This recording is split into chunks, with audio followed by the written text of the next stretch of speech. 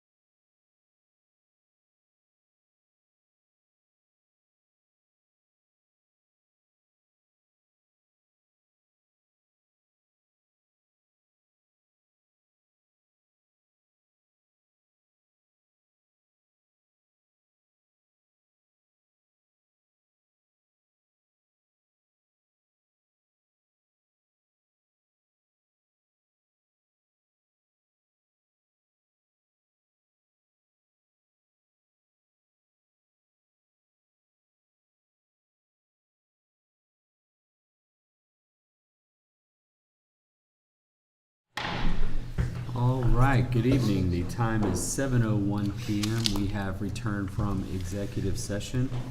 At this time, we have our students from Hilltop Elementary that are going to do our pledge for us this evening. So come on down.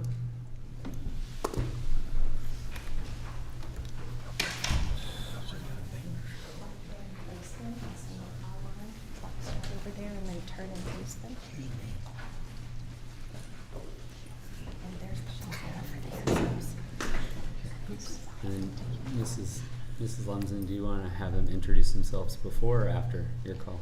They're gonna say their thing that they love Okay. after, so they could probably Perfect. introduce themselves when they do that. Great. Y'all go whenever you're ready. Okay. I pledge allegiance to the flag of the United States of America and to the republic for which it stands, one nation, under God, indivisible, with liberty and justice for all. Honor the Texas flag. I pledge allegiance to the Texas, one state under God, one and indivisible. Thank you. Yes, okay. You ready? You say, on the bottom nose, and then what you. Can you tell us your name and what you love? My favorite thing is seeing my friends and teachers. Okay, thank you. I'm Cannon Arthur, and my favorite thing about school is the playground and my teachers. Very nice. I'm Emma West, and my favorite thing about my school is my teachers this year. My name is Brielle Saylor, and my favorite thing about Hilltop is my teachers and the fun events we do. My favorite thing about Hilltop, my name is William Saylor, and my favorite thing about Hilltop is police officer Vela and PE. Very good. We like Police Officer Velo too. He's pretty cool. I'm Charlie, and I love student council and seeing my teachers. Excellent. I'm Walker, and I like crafting and science. Okay. I'm Graham, and I like PE. My name is Eleanor, and my favorite thing about Hilltop is recess. My name is William, and my favorite thing about Hilltop is math class. My name is AJ, and I like all the clubs that And I think they wanted to say one more thing to y'all, if you don't mind. Of course. Y'all better have my back. 1, 2, 3. It's a great day on the hill. Very good.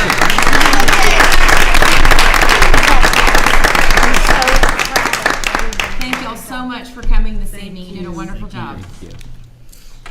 Very nice. Y'all did great.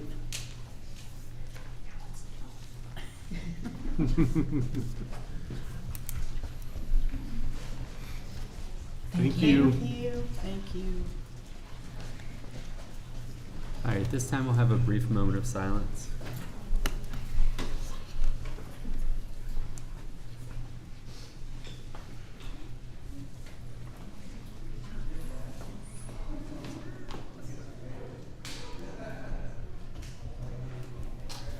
All right. All right, now we have public forum and comments. We have one individual signed up this evening. Mrs. Spiegelberg, if you'd like to approach. All right, tonight you're going to have 5 minutes to speak. I don't need 5 minutes, but thank you. You know the rules of the road? Yes, I do. All right, whenever you'd like to begin, you're more than welcome to.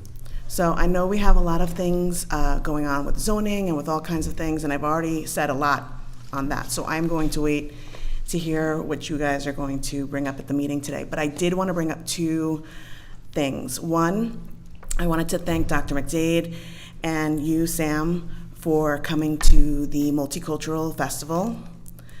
It was really great to see both of you there. I think a lot of people really appreciated your presence there. I love the fact that you guys walked from table to table and you really made a connection. And I think that's really important. I think it made a lot of people see you for the first time. So I really appreciate that. And I also wanted to thank Leanne, who I saw, was it last week? So I walk my kids to school back and forth every day, or just the one, because I just have one at West. And a couple of weeks ago, I had sent you guys a letter saying, hey, before you make any decisions about what to do at West and ES4, you should take a look at what's happening at the schools. You should see the bike riders, the walkers, the way that the traffic moves. And I happened to be walking and Leanne waved at me. We ended up spending 2 hours together. I walked her to the kindergarten and first grade entrance. She watched all the bikers go out. She watched all the walkers go out. She walked back with me to ES4, because I live that close. We actually walked from West to my house to ES4. It is very important that all of you, before you make any kind of decision, take the time to speak with people in the community, to be in the community, and to really show that you're not coming in with a set idea or a set opinion. The way that our school is run, the way that our families interact with the school is very different from the way that you do at Hilltop. You have a lot of bus riders, you have a lot of parents that drive in. Our community is parents waiting at the schools with each other, the kids walking together, playing in the park on the way home.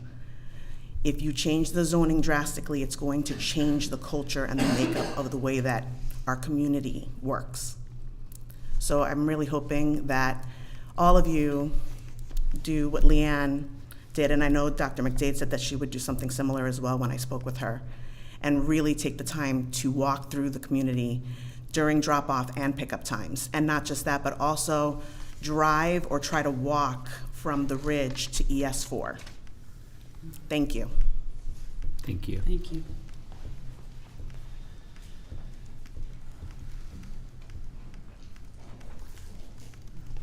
All right, we're gonna move to the consent agenda.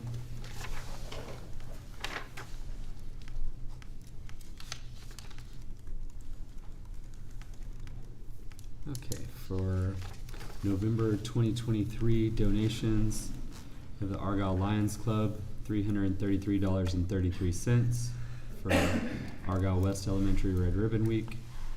From the Argyle Lions Club, $333.33 for Hilltop Elementary School Red Ribbon Week. Hilltop PTA, $35 for kindergarten field trip. AABC, $1,246.05 for boys soccer clothing.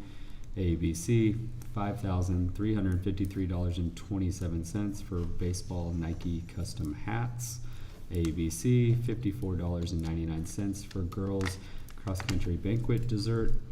AABC, $1,600 for basketball video equipment. AABC, $11,909.60 for wrestling mat and video equipment. AABC, $3,816.75 for softball backpacks and jackets. AMS Parent Group, $300 for HOCO float supplies for AMS Athletics. Aaron's Foundation, $1,250 for girls basketball locker room. And Sante Center for Healing, $250 for Argyle High School band uniform design. Total donations in November, $26,482.32. Does anyone have any questions on any of the consent items? Okay, I'll entertain a motion to approve the consent items as presented. So moved. Dr. McDade, motion to approve. Do I have a second? Second. And Mrs. Artho with a quiet second. Any further discussion? All in favor say aye. Aye. Any Aye. opposed? All right, thank you. Okay, we'll go on to the construction report for ES4. All right, we have Poe here tonight. All right, good to see you all. I think they're gonna give us a report. Evening, Ryan Renton, Project Manager, Poe Construction. Excited to be here, give you all in the community update for Argyle number 4. Starting with the building, major activity, steel erection is ongoing. These pictures that you see were taken last Wednesday, I believe, Wednesday or Thursday last week. We are nearly complete with sequence 2, which includes the library in that middle area, and we'll be receiving sequence 3 tomorrow. As mentioned last time I was here, those sequences will come in every week, and they have been. We're getting 4 trucks tomorrow, and they've been doing a good job of keeping us busy. Storm shelter CMU is ongoing. If you see on the left-hand picture, you see scaffolding. They're about a third of the way done around the storm shelter, so they're moving well. Exterior, interior framing, we have studs on site.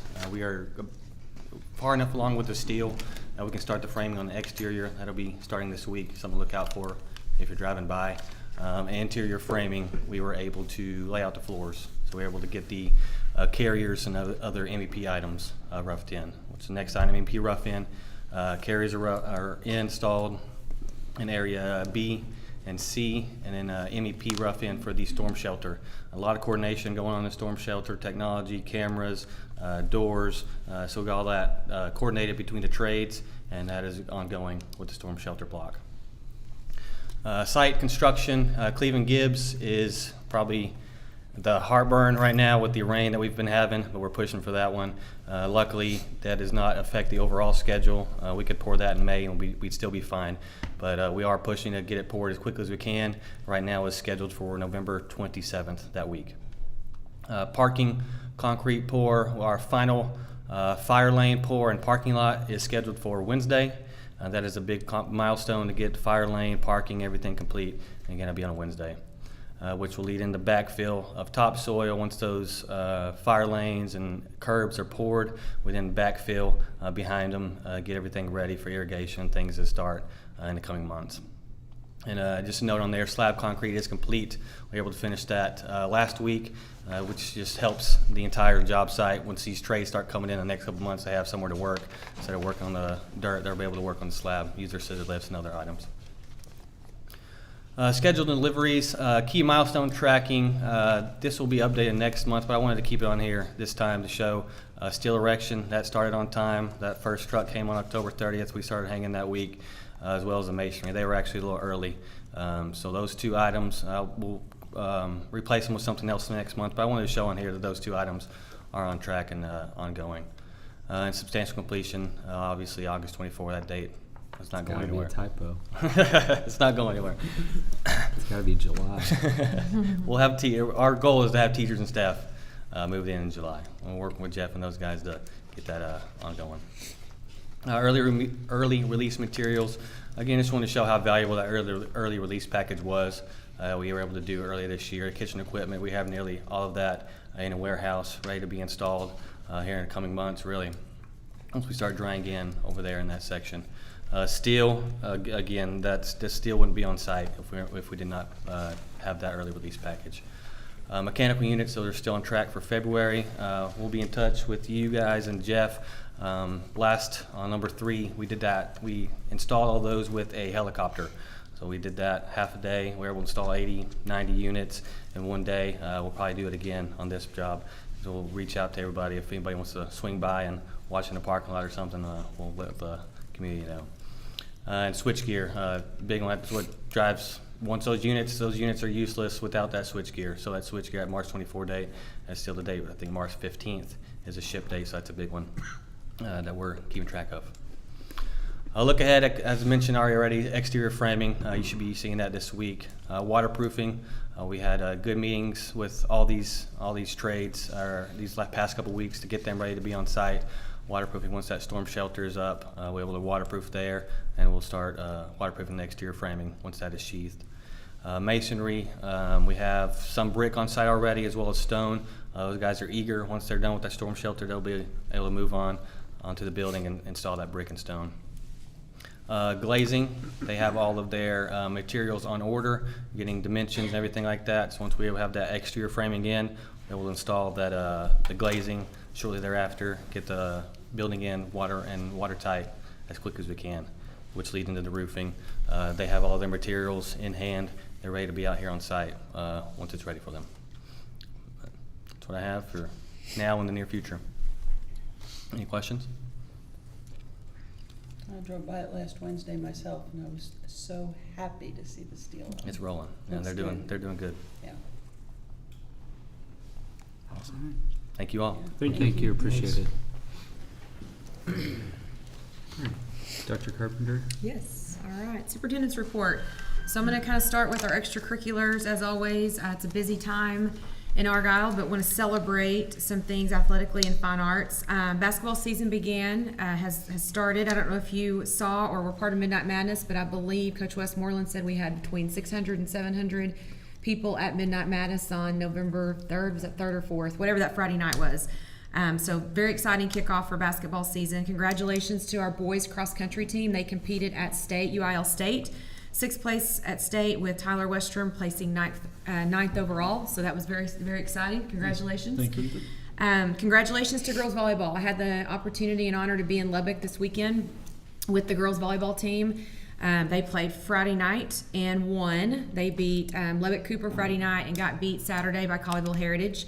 So Colleyville Heritage will advance to the state tournament. As you're probably aware, they are in our district, and that's been a district rival, but our girls laid it all on the floor that day. So very proud of them, very proud of the coaching staff, and those that were able to make that this trip this weekend saw how hard the girls played. So we wish Colleyville Heritage the best of luck this weekend as they go to the state meet. We're hoping they'll bring home gold so they can represent our district. Football's preparing for round 2 of the playoffs, and we hope to see everyone in Stephenville Friday night. We'll be at Tarleton taking on Abilene Wiley at 7 o'clock. So busy time in the athletic world. Fine arts, if you have been following our band, they had an incredible season. They finished 5th at the area meet. They were the alternates to go to the state UIL. They went down to Bands of America and ended up class champions. So great response from our AHS band. They did a phenomenal job. Sister Act Junior at the middle school, if you had a chance to see that, had no idea how talented our middle school students were. They did a phenomenal job with their Sister Act Junior play. And then we have various students trying out for all region band and choir right now. So busy time in the fine arts world as well. Very proud of our kiddos. Legislatively, thank you for those that have submitted legislative advocacy. Our written testimonies that went in on House Bill 1 last Thursday, we had over 150 staff and community members just from the community of Argyle submit written testimony. So thank you so much for those that did that. The House is sending House Bill 1 to the floor, and the Senate sent Senate Bill 1 and Senate Bill 2 out of full committee last Thursday. So we continue our advocacy efforts. We continue watching as things change by the hour right now on that. So continue paying attention to that and watching for information to come out from the district. From a community engagement standpoint, I know we had a speaker mentioned a while ago, multicultural night. It was absolutely a great success. Thank you. I want to do a special thank you to Assistant Principal at the middle school, Heather Van Oy. She is our coordinator for that event, and she coordinated all staff, parents, and students and did a phenomenal job. The planning really began in August for that group, and we had foods from all around the world. We had student performances. We had arts and crafts. It was a wonderful evening on Thursday. So we had a record turnout. The 3rd annual continues to grow. We had to move it over to the high school because it's gotten so big. But we had 14 family tables and 17 school tables with families helping out. So wonderful community event. Really appreciate everyone that was involved in that. As far as Bond and Growth Planning Committee, we had our 2nd planning meeting last week, and we had a demographer report, which you'll hear from Hudson Huff with Zonda tonight. We also had our facilities and capacity assessment with BLK Architects. Just a reminder, those presentations are posted on our Bond website. And then we have meeting 3 this Thursday where we will be touring 3 campuses. We'll be taking them to South, Hilltop, and Argyle Middle School Thursday evening. Eagle Ambassadors, we will be meeting this week with that group for our November session. And we'll be going behind the scenes with curriculum and instruction and Dr. Jordan. And I believe you have a student panel lined up for us. So we're excited to get to talk to students on Wednesday morning with Eagle Ambassadors. And then our other group that we have starting in December is our Silver Eagles program. We will have community members that are ages 60 and over and part of the district joining us. They'll have a chance to engage with our district. They'll have a chance for free access to home athletic events. So we're looking forward to starting that group. So if you know someone or have someone that's interested, please have them reach out to Mr. Heron in our communications department. And then finally, climate and engagement survey is still open through Friday. I think another reminder went out today. I'm very pleased to announce that at this point we're at 50% participation, survey participation with staff, and we are at 15% with parents. So if you haven't completed your survey link, we just ask that you please do so before Friday when that closes, so that we can start disaggregating that data and making sure we get that information pushed back to the community. So that's all I have. All right, thank you. All right, we'll move on to our demographer's report. And here's our demographer right here. Good evening. Good evening. How's everybody? We're good. How are you? All right. Well, good evening, President Slayton, members of the board. Dr. Carpenter, thank you as always for the opportunity to be able to come in front of you and kind of talk about what's happening in the district. So with that said, we'll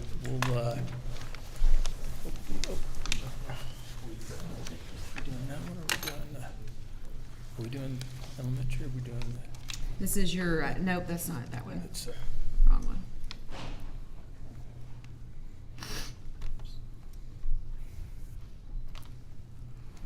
yeah, there we go. That's right. So it's amazing to know all the different things that are going on in the district, and also glad to hear that construction is going well and elementary is coming along. So we'll be talking about how important that is here shortly. So with that said, kind of looking at the overall big picture of things, talking about economic conditions and where things are right now, we see that overall continue to see a very strong employment market.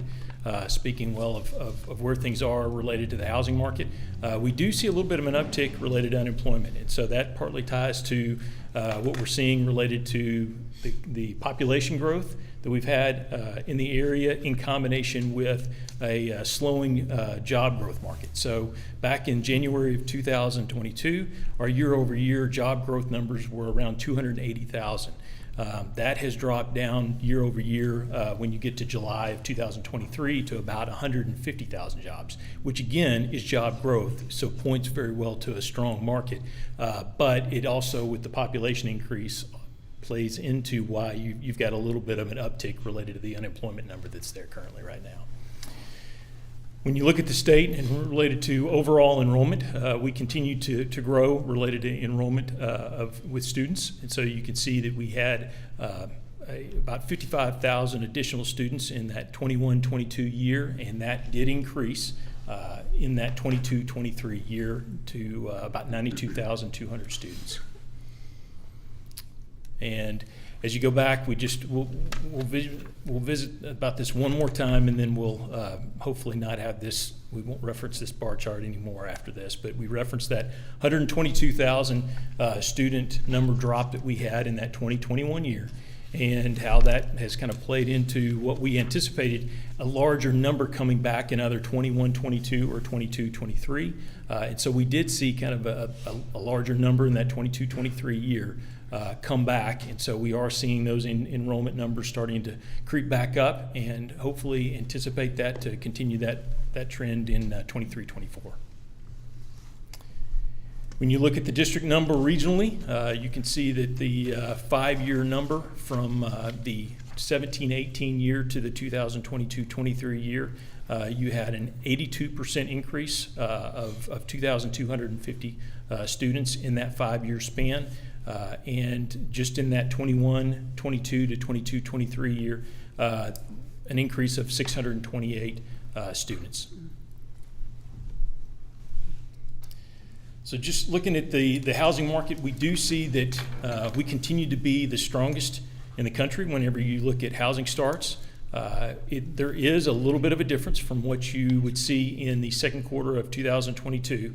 So you'll see a little bit of a drop year over year for that market. But when you look at what's happening in the Austin market, when you look at what's happening in San Antonio, you're really still seeing, overall within the state, a very, very strong housing market.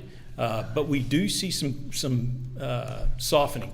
And I would say that we see strength in the Dallas-Fort Worth Metroplex. We still see strength in starts in the Houston area. In Austin and in the San Antonio markets, we are starting to see some softening and a little bit and a continued drop in housing starts in those specific markets. Now, this will point to kind of the overall state of where things have been related to housing starts, as well as closes. So we continue to be extremely strong in closes in the DFW market. Part of that ties to the logistics and how that's gotten less complicated than it was a year to 2 years ago. And so that's continued to be strong, and you can see some fairly strong closing numbers specific to Argyle as we kind of move forward. But you would also see kind of in that second quarter of 2022, that immediate drop of starts, and that's related to the housing hike, mortgage rate hikes that took place starting in that March of 2022. And so you could see that significant drop, but you'll see that leveling out and it's starting to pick back up. And that really ties to what's happening with the existing housing market. So many folks are locked in at a fairly low rate. And so builders saw that and started to realize that based off of the continued demand in the housing market, that there is an opportunity for builders to continue to build. And so that has leveled out and has actually started to pick back up. As we get into the third quarter of this year, you're actually starting to see an uptick related to housing starts in the overall Metroplex. So continuing to see a strong housing market. And you'll see that again in the overall new home sales in the Metroplex. There is some cyclicality to what that looks like, but you'll also see that our numbers related to June of 2023 is actually stronger than it was in June of 2022 or even June of 2021. So continuing to see strong demand for new housing.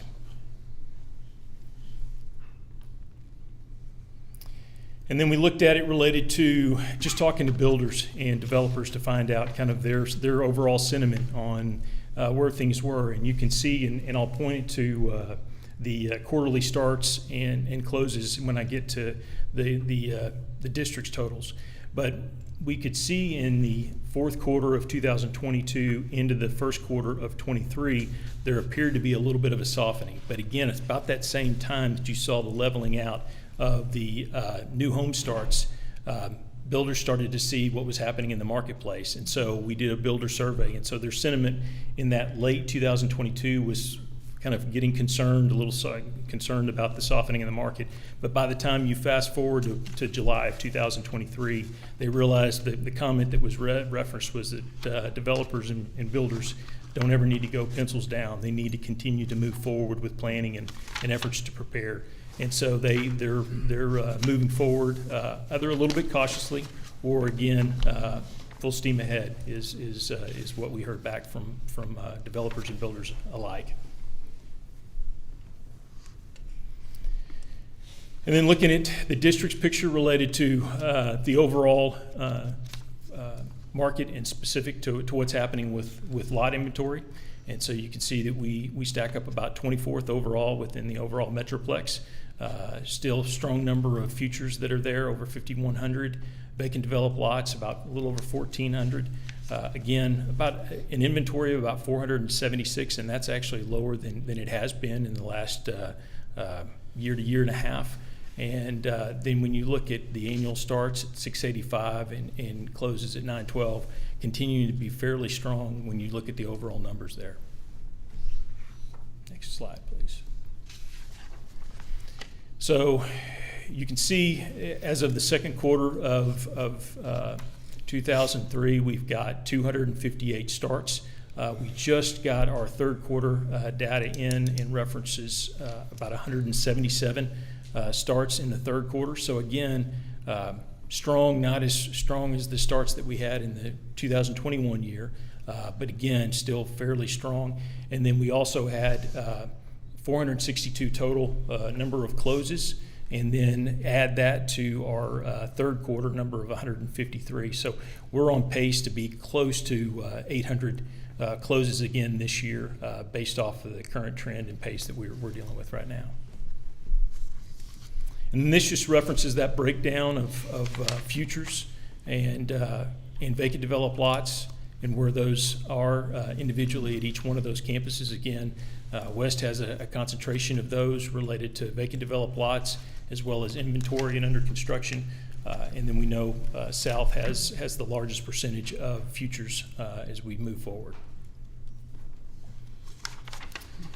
So overall, within the overall district, we have 31 active building subdivisions, 15 future subdivisions. We had 525 lots that are underway currently right now, and we had 267 lots that were delivered in the second quarter of this year. So getting into some of the details of harvest, you can see that we're at 3,082 total lots within the overall development, showing about 1,700 of those have been occupied. And I did want to make sure that I reference that when I talk about specific identifying the what we had yield-wise.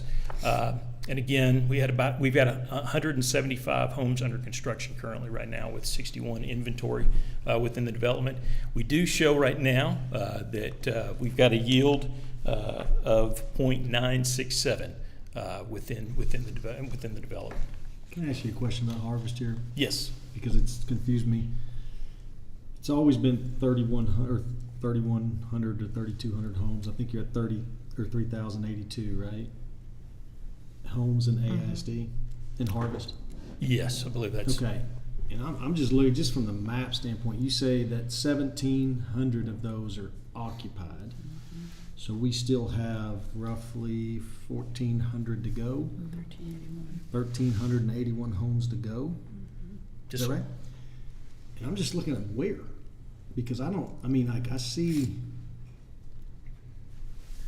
I don't even see the land area in the green. right. And I can go back through and do a follow-up to provide some information to the administration of the board to identify the numbers in the different areas where those will be. And so you're saying in that green area, Yes. there right now I'm looking at 1,700 homes, and there are 1,300 left to go. It's 1,700 plus the 175 that are under construction that may look like they're there, so yes. Yeah, Josh, keep in mind some of those lots on the northern edge are the vacant developed. Right, so it's not. Okay, so there's 858 of those 1,300 are vacant. That are still, that's correct. But they're ready to go. Yeah, and that's I mean, when you look at what you have there, you have the kind of the combination of 175 homes that are currently under construction as well as that 61 inventory. So that would bring a little bit of that number down from what you're referencing. Okay, and so, all right. But again, happy to provide a little bit more information and clarity with that. When I look at elementary school 4 where you flagged it on, it looks like it's in a pretty decent spot in terms of the number of houses that are still yet to come. Yes, sir. Okay. So with the green area harvest, I don't have a good understanding of whether there's floodplain or other areas that aren't going to be developed. To Josh's point, is everything within the green developed? I can say this, a large percentage of it is. Okay. There could be small pockets that would be for detentioning or utilities or those type of things, but the majority of what you see there is for development. Okay.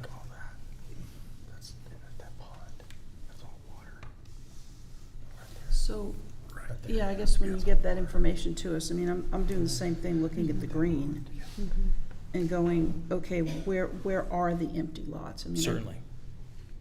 I mean, I drive around there and, there's some, but, to think that we're still gonna get another 1,300 homes. Right, and again, like I said, I think we may be getting closer to about 1,000, but yeah, to your point, I'll go through and provide that information so that you know what that looks like. Mr. Slayton, I know that Ms. Spiegelberg said she can answer my question. Is that appropriate or not? You can't have public comment right now. Gotcha. So, Okay, later. sorry. Okay, thank you. Absolutely. It's much smaller. Related to that is the small community and development of Hawthorne Estates that has 31 total lots and has groundwork just about finished off there. They've got the lots are just about finished and streets are very evident. So anticipate housing activity in that area very soon. Then we get to Canyon Falls, and we're getting very close to being built out at Canyon Falls. You've got 97 vacant developed lots remaining within the overall development. Again, 959 homes occupied currently right now. 5 starts in just so not that far off, and actually that should be the last 4 quarters. And development nearing build out. I would also share with you that when you look at what's happening related to yield within Canyon Falls, the yield is about 0.868. Next slide, please. So then we get back to that further northern region, referencing Ridge at North Lake. And so there are 958 total lots, 400 future lots identified there, 73 vacant developed lots that are ready to be built on currently right now, with 343 homes that are occupied. So what I would share there is that we have about 297 students, so a yield at Ridge at North Lake of about 0.866. So again, extremely high yield, looking at the number of students that you've got in the newer developments. All right. And then going towards the northern section of the district, you've got... Can you go back to the Ridge? Yeah. Because, and I'm just looking back at prior reports. And so it says like the Ridge at North Lake, 1,045 total lots. This update says 958, so roughly 100 less lots. What's that? How do you go from, what information are you getting that's changing? It definitely can tie into utility infrastructure changes. There could be some kind of a drainage modification that ties into the number of lot differential that's happened with that. So well, when you get 900, so sometimes like typically when I see a developer come in, they master plan it. They have this concept plan. They have all these lots laid out, right, and you can count them. Yes. And I would think that's where you got 1,045 last year, and then 958. Are you getting some new information from the developer that says, "Hey, this is my latest plan, and it's reduced the number of lots"? Yes, sir. That's we get the information directly from the builders, and so we get quarterly updates from the builders, and so they'll reference the anticipated lot numbers that they have in each of those individual developments, and it's broken down as we always share it with you related to those futures that are there, vacant developed lots, those that are under construction, so that we have the latest and greatest information to share.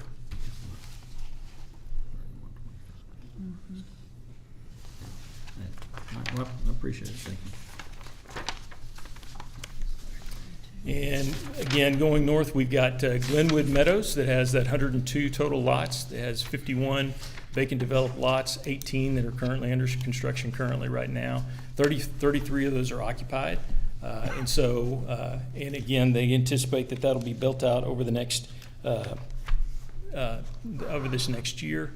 I would also share that we had 28 students in that area, so we're at that 0.848 yield within the development. So again, extremely strong. Vintage Townhomes has 47 total townhomes there. 20 of those are under construction, and 27 future townhomes that'll be done in that south area after they finish those northern homes.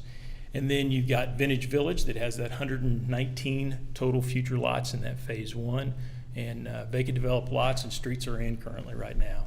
So anticipate those lots being delivered and starting in that late 2023. So really just we ought to be starting to see some activity happening in the next month or so. Do we have any idea how many phases are planned?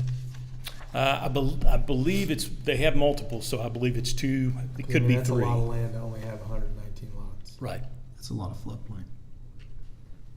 That's So why. the area to the far north, Yeah, that's all. upper right is all floodplain? Yeah. A lot of it is.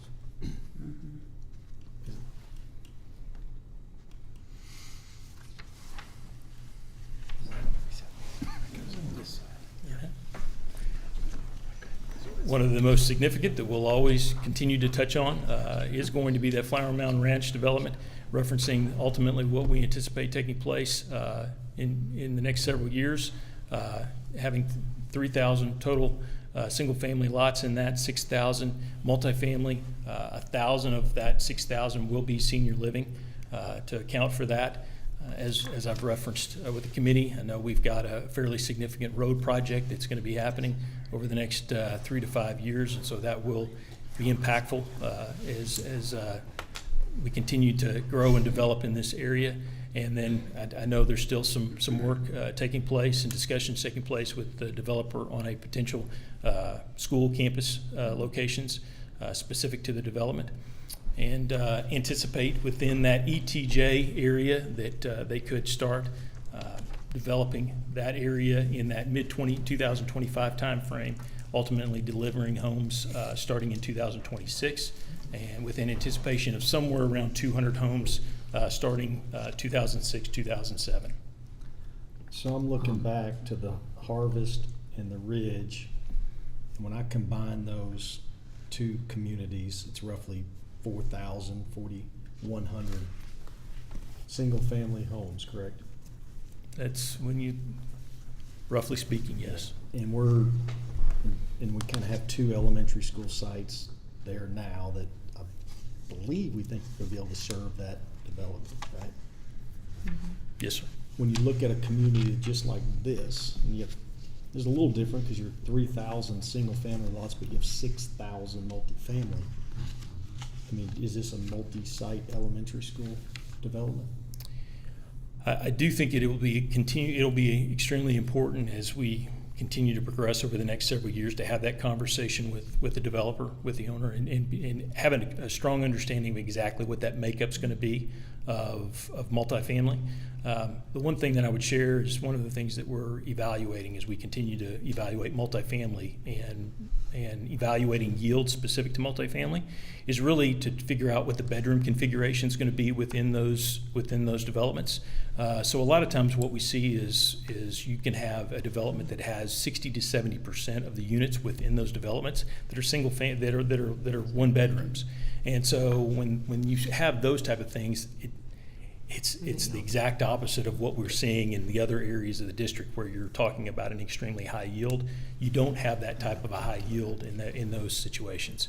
So getting an understanding of exactly what the bedroom mix is going to be moving forward within that development, if it's lifestyle, those type of details will matter when we evaluate kind of the long-term impact of whether we need to one or two sites. What multiplier would you use for the 3,000 single family? You said, I think Harvest is 0.97, Canyon Falls was 0.86.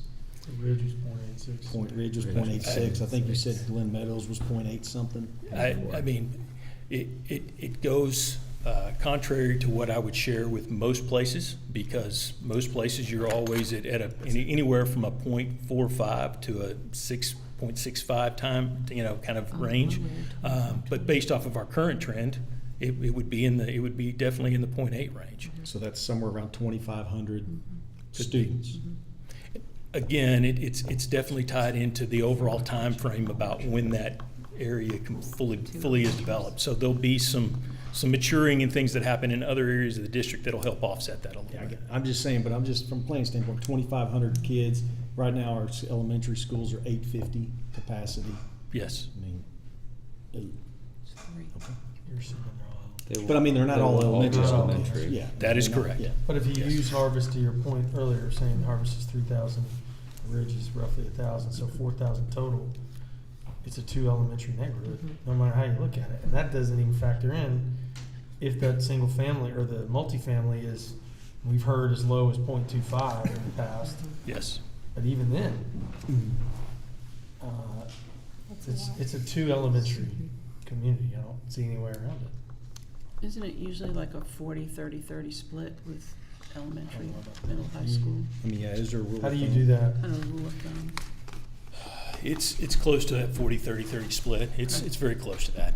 So 40% of the 2,500 you would estimate being elementary school? Yeah, I mean, if you were just to break it, I mean, if you break it down into that 1.9 to 1 range, you are looking at that, Still 0.4, 0.25, 0.25, 0.3 range, somewhere around there. Okay.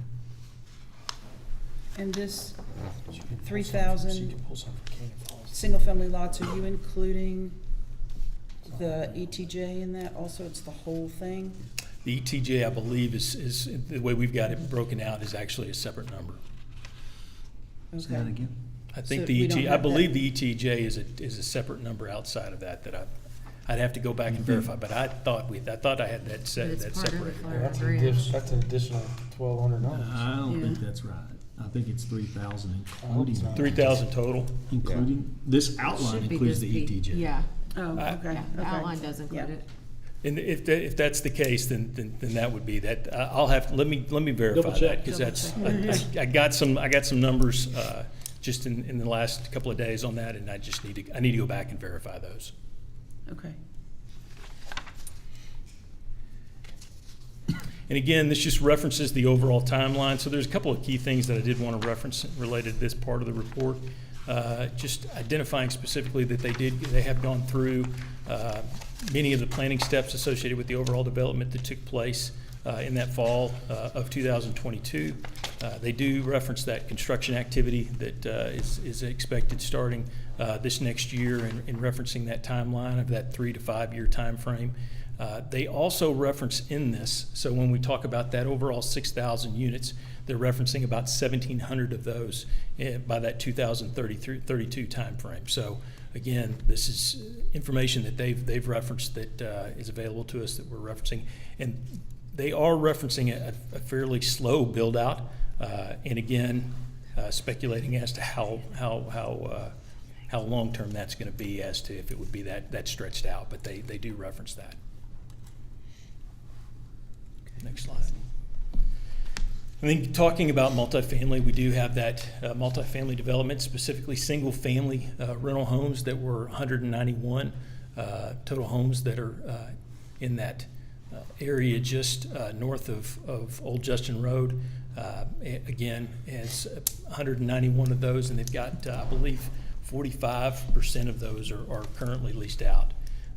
And then we also have the Harvest area multifamily of 250 future multifamily units that are anticipated and currently being worked on right now, and I believe that's shown in that next slide. I may have had that in another one, so we're good. Go ahead and move forward.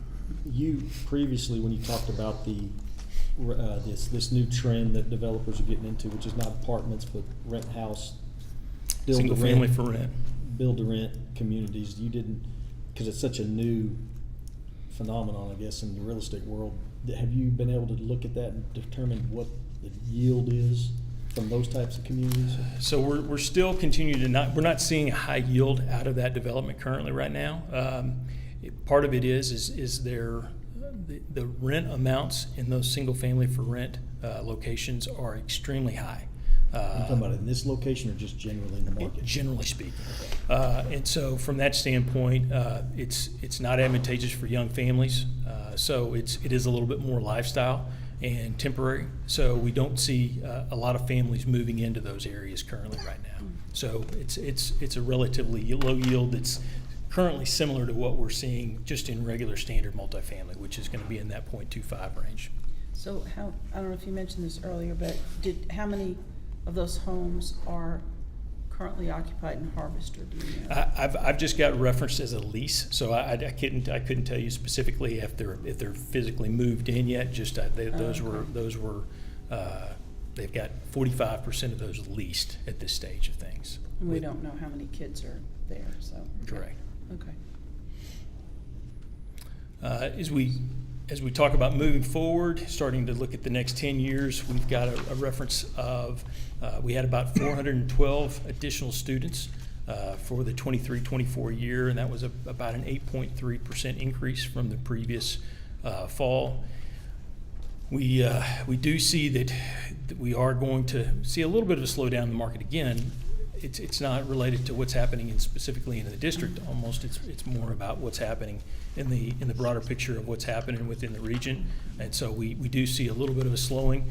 So we would anticipate that percentage would be around that 7.9 range next year, and would potentially continue to pick back up as you get into that 27-28 year, and would eventually level back out to that 6 to 5% range, getting us ultimately to about 10 years out to where we could be around that 10,500 students currently, or close to 10,600 students.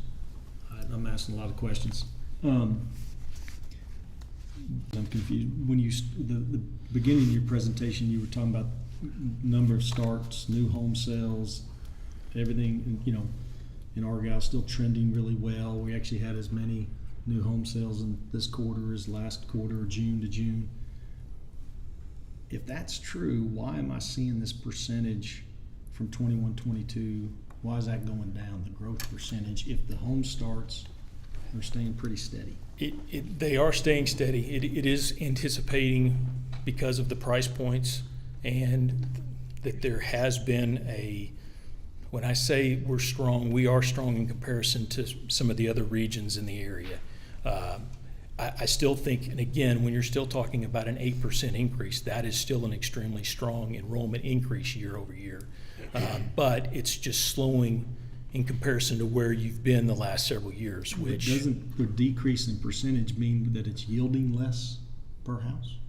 I mean, are you making some assumption in there? There is a little bit of an assumption that we will have that our yield will decrease in the next couple of years. So yes, I would say that is a part of the overall equation. Because yes. if you're going from 14.5% or 14% the 2 preceding years to 7-8%, you're anticipating, with the same number of house starts, you're anticipating a pretty significant drop in yield.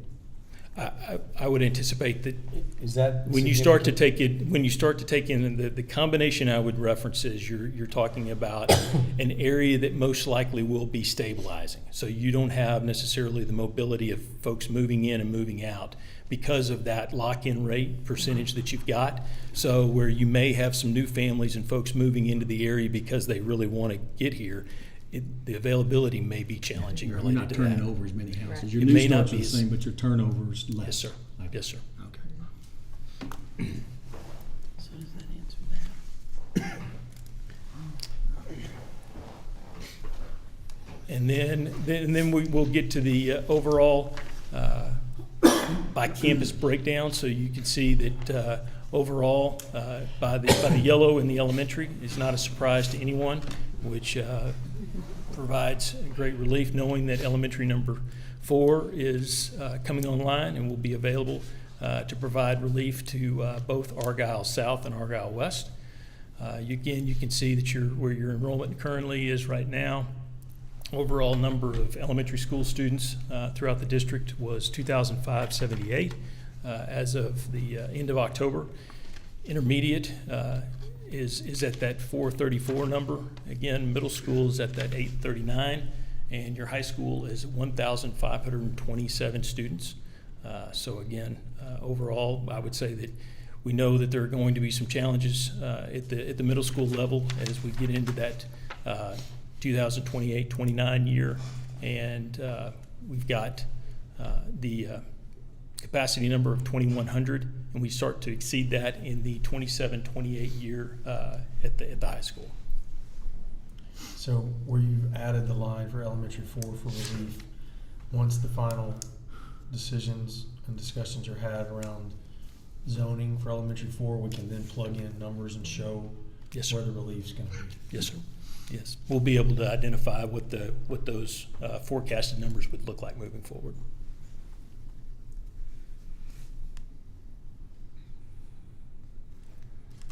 So your total enrollment for 10 years out has decreased from when, like a couple of years ago? So I think what we do referenced as of last fall, I believe we would have been in that a little over 11,002 range was I think where we were at.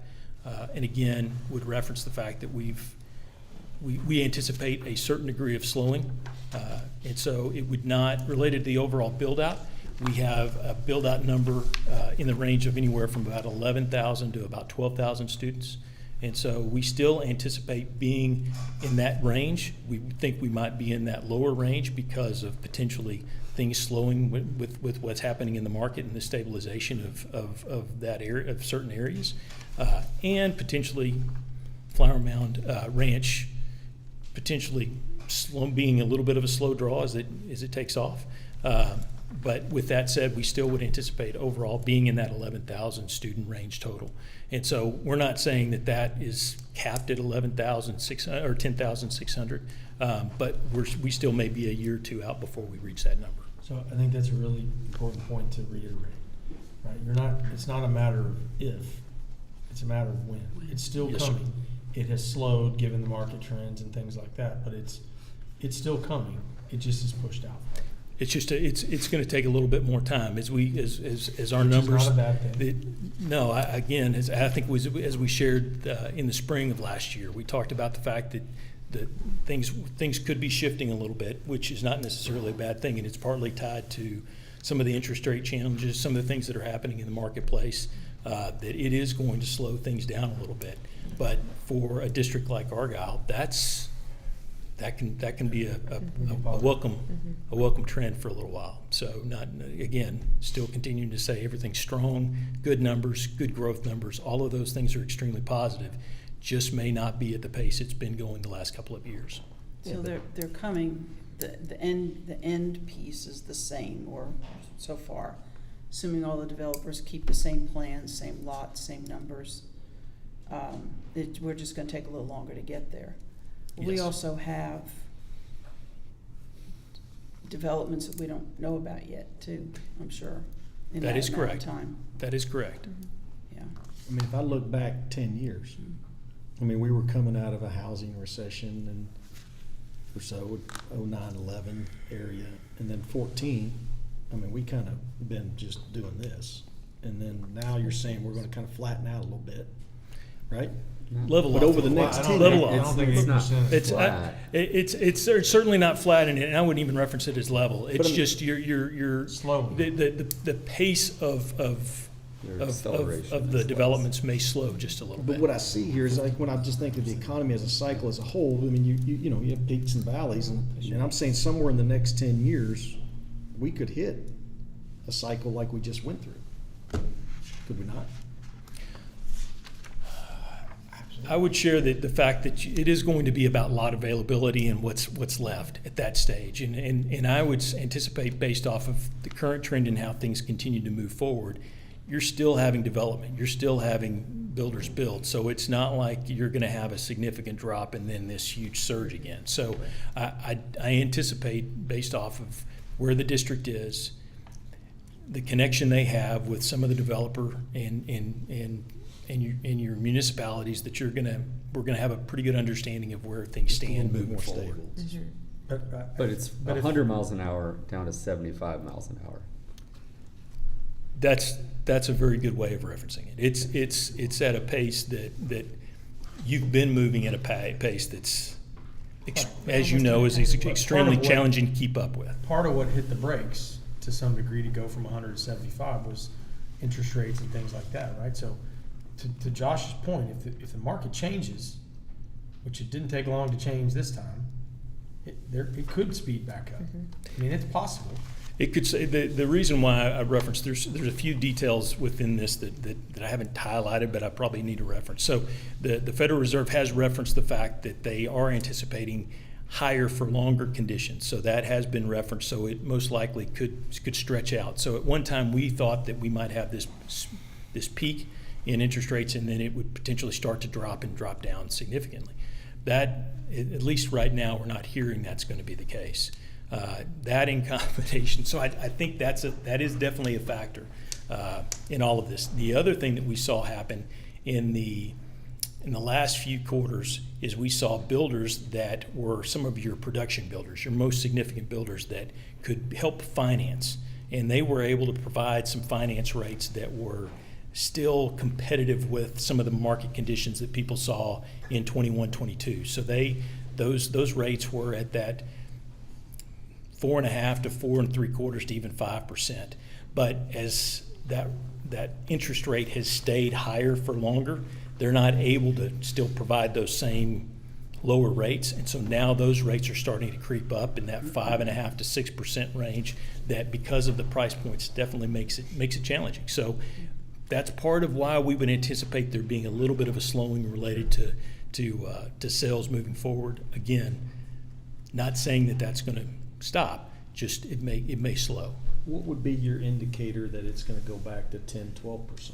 I mean, what would you see? And I know that's probably an unfair question, but you're saying, you could come back in here in 2 years and go, whoa, we're gonna hit 10, 12%. I mean, is it interest rates? I think it would be a combination of things. I would say it would be interest rates. It would be active development, and active development in combination with some of your larger production builders. So if you had some of your larger production builders move into one of your Flower Mound Ranch areas, and all of a sudden they do a development similar to what you've seen with Harvest, then that would potentially change some of those percentages year over year. And when you say production builders, are you talking about like Pulte Homes, D.R. Horton? Yes, sir. David Weekley? Yes, sir. Okay.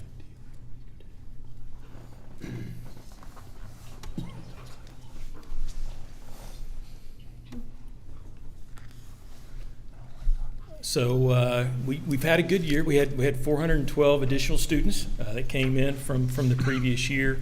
Again, continuing to see strong housing numbers. So again, strong housing activity. So overall, that looks good in spite of some challenges that are taking place in the market. And I would say that right now we've got 1,400 lots currently available to build on, with nearly about 525 that are under development currently right now. And again, looking at the overall numbers, when you look at about 5 years out, we're thinking about an enrollment of about 8,000 students, and could reach to that 10,600 student enrollment number by the time we get to 33, 34.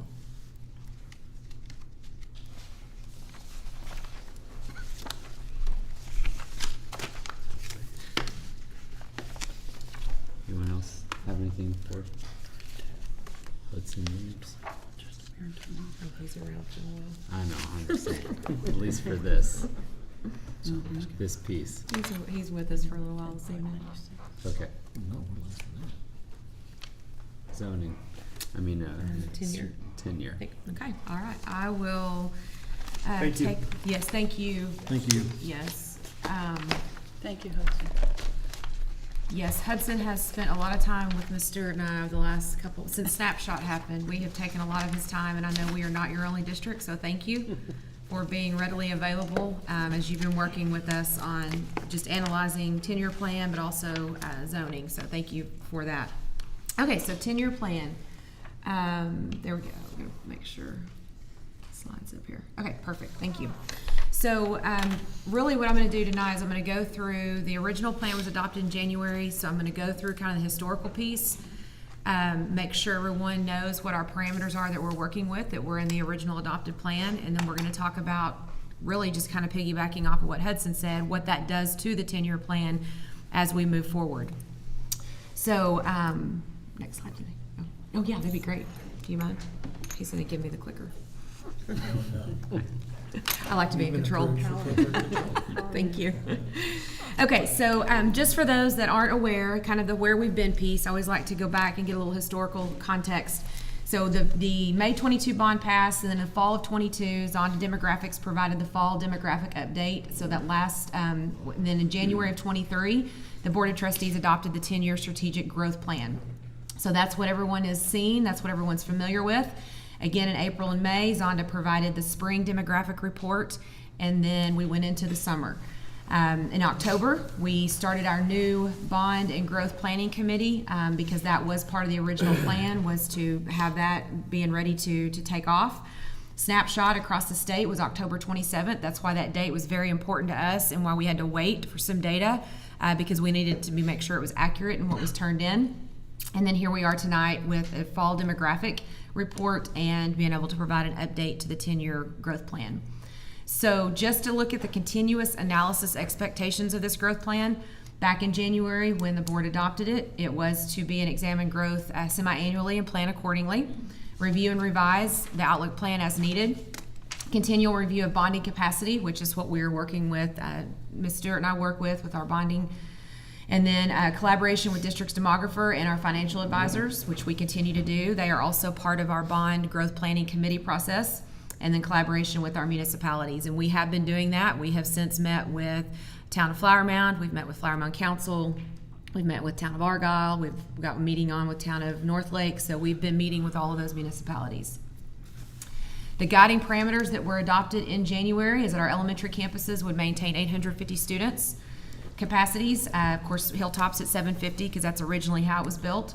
The middle schools, 1,200 student capacity. One middle school would serve 6th through 8th graders. The other would utilize the 6th grade campus, which we opened this year, and have a 7th and 8th grade campus. So middle school 1 that's in the works right now would be 7th and 8th graders. And then the high school configuration would be 9-12. We would remain one high school according to these parameters until the high school at Canyon Falls reaches 2,700 students. At some point, we will have to utilize that 377 campus for 9th graders once Canyon Falls reaches capacity until the splitting of 2 high schools. And then once 2,700 is reached, we would split into 2 high schools, separate high schools 9 through 12. So that's the current guiding parameters of the adopted plan.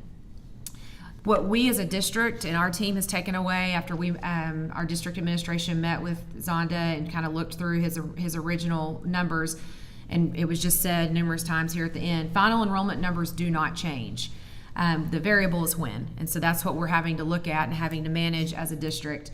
And then being able to review these demographer numbers is very important for us as we work through the 10-year plan, so we can adjust things as we move forward. Again, just to reiterate what was in the 22 bond. In the 22 bond was elementary 4 and elementary 5. 4, as we know, is going to come online next fall, the fall of 24. Elementary 5 we'll talk about in a few moments when you see our graphics, middle school, etc. And then the stadium and the indoor athletic activity center, and those are in progress. Construction documents, I believe, we're working through that. So you don't see any action, but there are things going on in the background on those projects.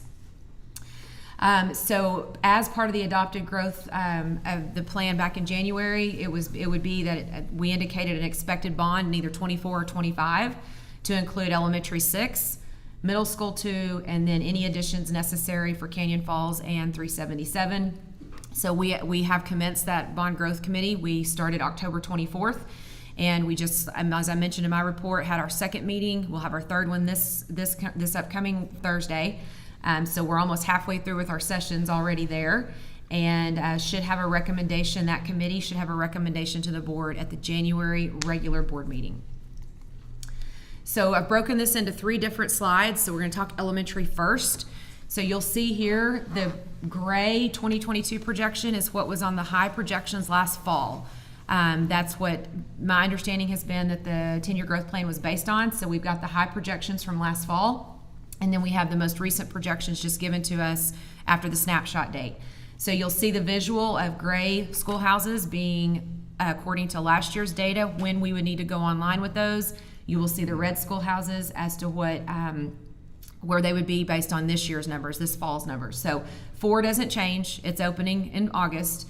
5, we do have a little leeway there. We had it, thinking we needed it in 26 to come online. We actually do have some capacity to have it in 27, which gives us a little more time to really analyze locations and things like that for elementary school 5. 6 would have been originally scheduled for fall of 28. And you'll see there with current numbers, that's further out. It's 2031, based on what we have right now. Again, this is constantly looking at these numbers and adjusting, as he mentioned. And then you'll see 7 doesn't even fall in 10 years, based on this fall's set of numbers. 7 will come, but not in this 10-year span right here. So those are your elementary updates. Your middle school updates, you'll see here. 6th grade center and middle school together, because that's the idea is that it's paired together. In the fall of 25 would be middle school 1 coming online officially at the 407 location. You'll see in red that it could be pushed to 26, and we may need that time just based on the timeframes it's taking to get through the planning processes with our towns and different infrastructures and pieces like that. So we do have time to push that if necessary. Middle School 2 originally would need to come online in 27, which is not in the current bond. It would have to be in a future bond. And Middle School 2 right now has room to go in 28, 29 to go online. So that's an update for middle school. And again, Middle School 2 is not in the current bond, so that would be a future bond, as is 6 and 7 as far as elementary. 4 and 5 is what we have in the current bonds. And then high school, just looking at those updates, I mentioned that at some point we would outgrow Canyon Falls before the 2700 split for high schools, and your ninth graders would need to move to the 377 campus. So originally that would have been in 25-26, which if you were to look at the middle school, that's moving them out immediately, and ninth grade in, that's a tight fit. But if we are able to move middle school in and move them in, we might have some leeway there and have a year where we could potentially start some renovations to 377 before having to move ninth grade over and give us some room there. But right now, according to our numbers, ninth graders would need to move over in 27-28. And you would see there that the 2700 split would be pushed to 31 based on the current numbers right now, which would give your ninth graders 3 to 4 years over there with just ninth graders before the high school split. Again, the end number doesn't change. The end number is still the end number, but the when is our variable, and so that's what we have to continue to pay attention to as we're planning as a district. But as a first semi-annual update, we wanted to show you a comparison to what the plan would have looked like in January of last year to where we are right now with our new updated numbers. That is where we fall. So, open for any discussion.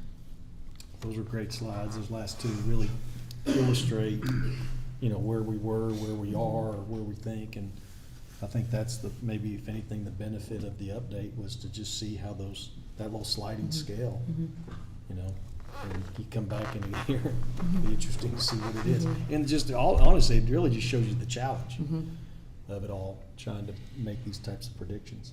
Well, I think too, I was just thinking about seeing these for elementary, middle, and high school, and I thought it would be really good to see it all on one, but then you think about the challenge of that really shows you the challenge of trying to, when you think through all the different classifications of schools and where they have to be and when they have to open, and how it changes every 6 months, potentially, which we're seeing, right?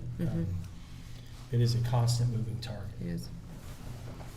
But this is graphically showing it this way is much easier, I think, than putting it in a data chart that says, hey, and this year this is a lot cleaner way to look at it and visualize it, I think. I have to give credit to Mr. Herron's team because they listened to me talk for about 2 weeks about how we needed it to look, but I couldn't articulate, or I couldn't do it, so they did it. They put it together. I was gonna ask who did that because it's a great graphic. Yeah.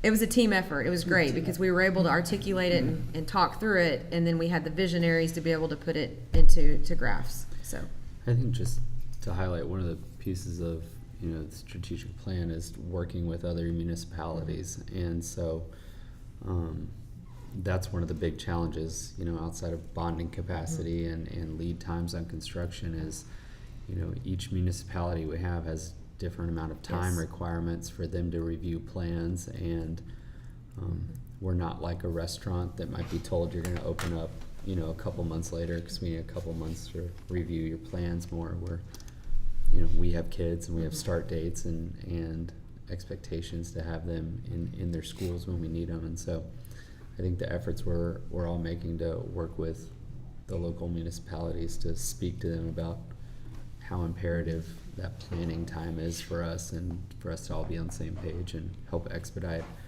us to the top of the list if necessary. It's just really important we continue those relationships.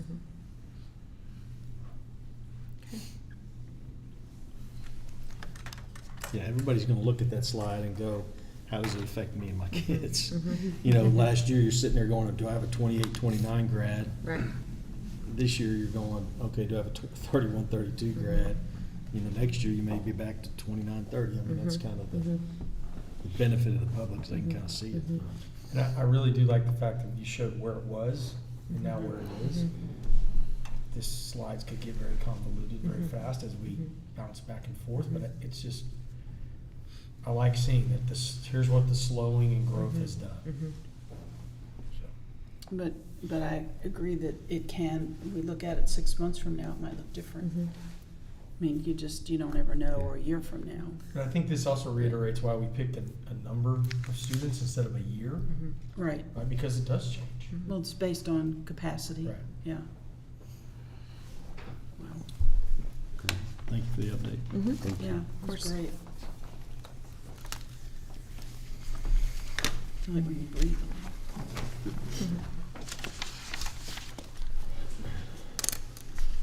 Okay, where are we? Elementary sorry. zoning. Okay.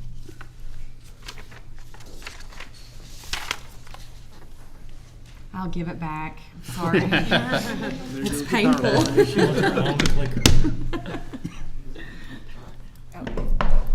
don't get to keep it anyway.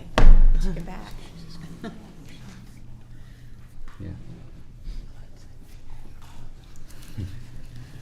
All right, so the zonings for elementaries in next school year.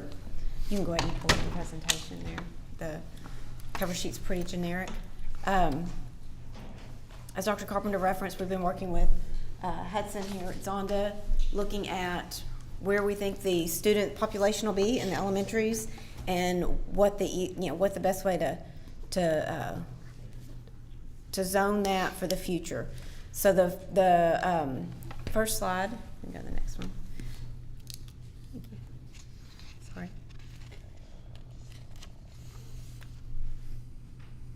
All right, so this is our current elementary zones. Just so that you can go back and look and see where we're at right now. If you'll remember going through the process of opening south, we had to leave some areas up there north of Harvest into south, which means they were having to come down, bus down, drive down 35 to get to south. South and west are both over capacity. They're both projected to be way over capacity by next year. So the goal was, to look at how to bring some relief to those. But we just wanted to show you where that zoning was at this point, so we have that map in our head and where everybody is right now before we look into where we may go. You can go to this next one. Thank you. And then, as I mentioned, we've been working closely with Hudson over the past several weeks and tried to preliminary look at some things, but really needed to wait on our numbers to make sure we were as accurate as possible. And really, we had some goals that, as a district, that we wanted to look at. First and foremost, we need to provide relief to West and South. We all know the pain points that they've been facing. They've been resilient. They've had great attitudes about all of it, but we know that first and foremost, we have to provide relief there. We wanted to adjust those boundaries, anticipating the heavily impacted areas, but also keeping in mind the future developments. Trying to minimize the number of existing families impacted. We all know that this is a very emotional process, and I don't discount that one bit. As a parent, I went through that with my children, and it's not an easy process. You get very emotional with that, but we have to look at this process by the data that we're given, and we have to make sure that we keep that in mind. We have to try to look at long-term boundary and facility plans. We don't want to keep moving families over and over as we're in a period of fast growth. So as you're opening elementary schools every 2 to 3 years, boundaries are going to change no matter what. People are going to be impacted no matter what. And so we can't really establish true feeder patterns with anything until we get all of these campuses open and we get everybody, oops, lost our slides there, and get everybody settled in those. And so we know 4 is coming online. We know we'll have a 5. We know we'll have a 6. And eventually we'll have a 7.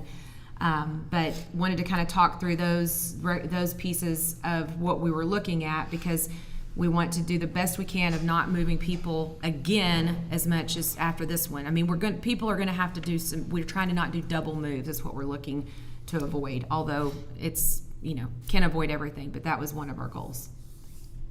All right, we'll go to the next one. And so this is the map of what the recommended boundaries would be. And Hudson's going to help us with this one and how those numbers play out with future growth. So you've all seen how we've referenced this. So we take this information related to anticipated growth as well as existing enrollment, and then we will potentially move the lines around the district to be able to try to find the best possible scenario when evaluating that campus enrollment for the next several years, anticipating that our end goal is to try to get us to a solid number by the time we get to the 27-28 year, where we've referenced that we would potentially be bringing on that next elementary school campus. So you can see that our goal was and has been to try to concentrate it in the area where we still continue to have quite a bit of growth.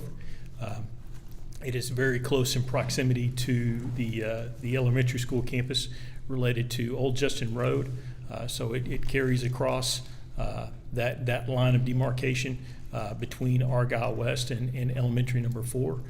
You can see that there is a small area that is across 35 that is kind of along Taylor Road and Skyline, but the largest percentage of area that would be going towards elementary number 4 would be in that concentrated area of Harvest as well as the Ridge.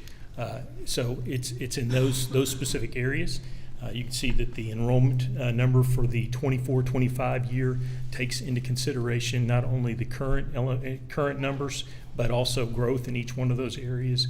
And we're able to balance, to be able to provide a certain amount of balance, anticipating still a strong growth number related to Argyle West and elementary number 4. So you can see that those numbers start to creep up by the time you get to the 25, 26, 26, 27 year. Argyle South does not quite get as much relief, but again, when you take into consideration that next year we're looking at around 1,050 students, that's I think a very welcome number compared to where they've been the last couple of years. So again, this is our proposal and what we're recommending, knowing that we're trying to get to numbers that will be the most manageable to get to the 27-28 year. And I know I just talked about that great slide before, but or the great presentation before. Elementary 5 is currently slated for 27-28. Based on today's Yes. number, what was it? Yes, so it'd be coming on 27-28, which is where you see all the yellow highlighting So there. you could Which would anticipate impact- another line there, 5, and another Yes, 8, Right. correct. Mhm. and then reshuffling again. Yes, So to your point, Mhm. every 2 to 3 years. yes, for the correct. foreseeable And that future, gets these us lines are gonna change. a pretty good balance without going crazy numbers over before 5 comes online, like we're dealing with right now. And in 5 right now, we have land just north of the purple, and where the purple and the green meet on 407, right? Correct. And that's where 5 could be, and it's Could been be. planned for, and we've looked at it and different things, but it's clear from this that 5 needs to be a purple relief. Yes.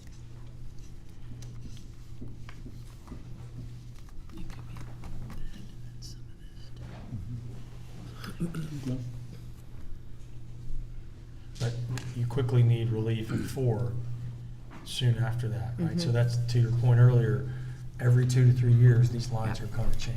Correct. And that's just, I think that's the most telling point, one of the more telling points in this, is when you're in a fast growth district and you're projecting to build and open schools, elementary and middle, over the next 6 years, zoning is just gonna be a part of our future, for the, foreseeable future. Rezoning, everything. Rezoning. Yeah. It's just the way it is, and that's, And you want to be as conservative as possible so that you don't have too many elementaries when it's all said and done. You're on the other end of it, and then you're in position like districts are right now that they're closing at schools. We've got districts all over the Metroplex that are now closing schools because the growth, they're 10, 15 years past the growth, but they were opening schools so quickly that they're in a position now where they're losing enrollment.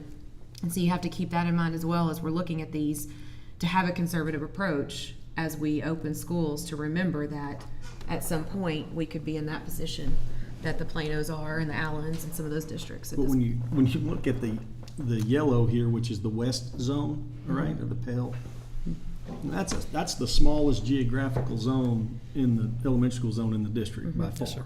right? And I'm just kind of looking at that going, and that's going to support that west campus. As far out as I can see here, a long way, 10 years. Because you'll open and you'll be able to maintain that. And so I'm just kind of thinking as I look at this purple over here and I start to see potential density like that, are we going to see the purple shrink into like that my little thumbnail?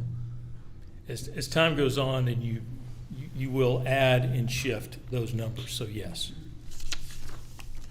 And you think the west is going to go larger? No, no, not the west. Okay. No, Everything's I don't gonna mean the shrink, west. but I you're just gonna meant, add different when you colors. referenced the south, I You're just gonna meant have the three south. colors. region. Yeah, you'll have more colors Yes. added. Got it. Yes. Two new colors in purple. Yeah. And so how, you do this for how many, you do this for how many districts, zoning?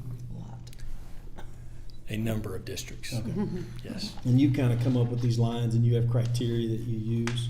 Yes. So one of the things that we do is we identify, so we have each of those individual areas within those colors have areas that we call plan areas.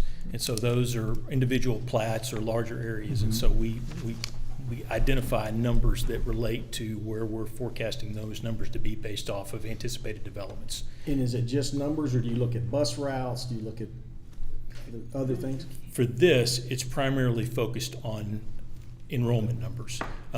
But of course, transportation and all of those other factors do factor in when you're evaluating what potential boundaries that the district would adopt. Do you consider race in your zoning?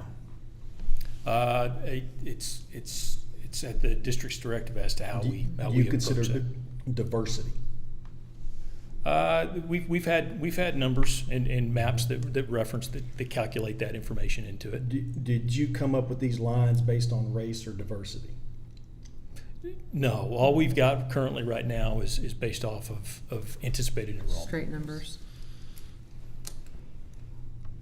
So you're showing West and 4 to have the same capacity. Next year, they would have the same enrollment, interestingly enough, pretty split Very close. well.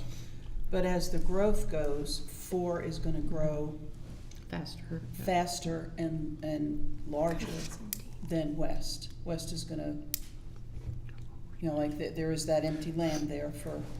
And I would share West. that when you think about that boundary the way it is currently now, and based off of the discussion we had earlier as to the areas that are yet to be developed, you still have a large percentage of that ridge area that hasn't been built yet, as well as the northern section of Harvest that still has several homes to be built. So that in combination helps create that larger number there for the elementary.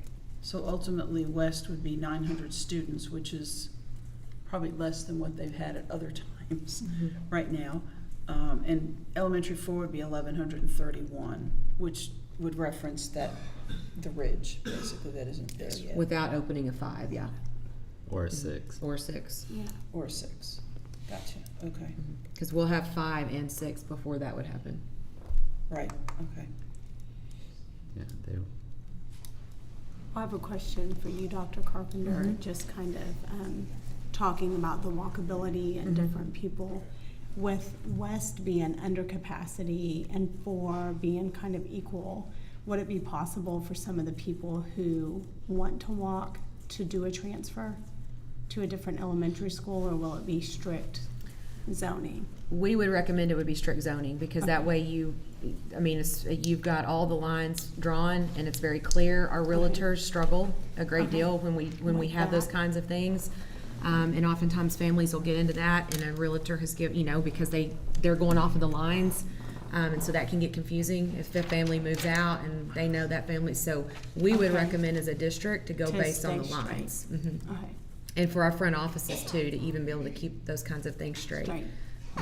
And we've been out there, we did some drone shots looking at just, direct access to West, and with Old Justin being as busy as it is, and where the sidewalks are and where the crosswalks are. But even just with talking to Hudson and those, that we felt like it was the recommendation to draw the lines there. Okay.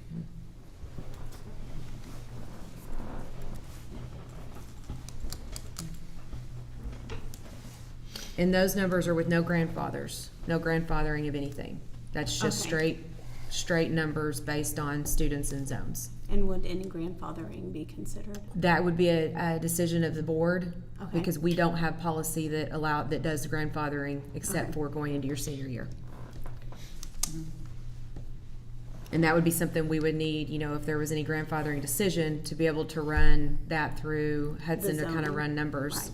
to The see how that numbers. would impact and change, because we want to be able to stretch it as far as we can before 6 gets open. Right. So when we did some level of grandfathering for South, did we put out something to those families and ask them to give us information back by a certain time frame so that we would know how to readjust the numbers or have an idea on the numbers? We did, yes.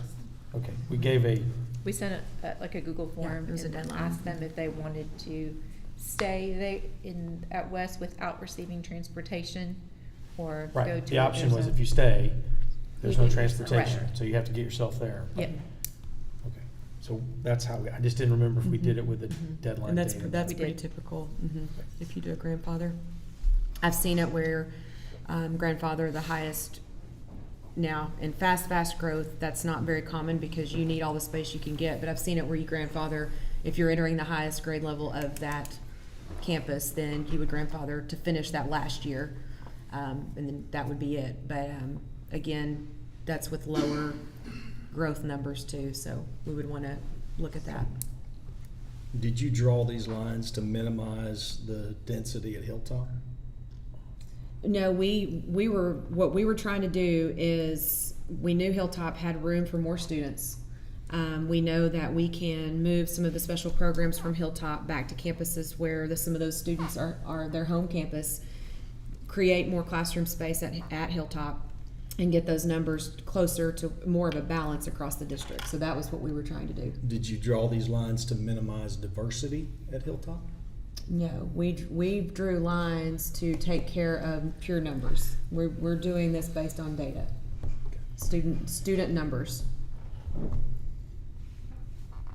Did you draw any of these lines over race and diversity?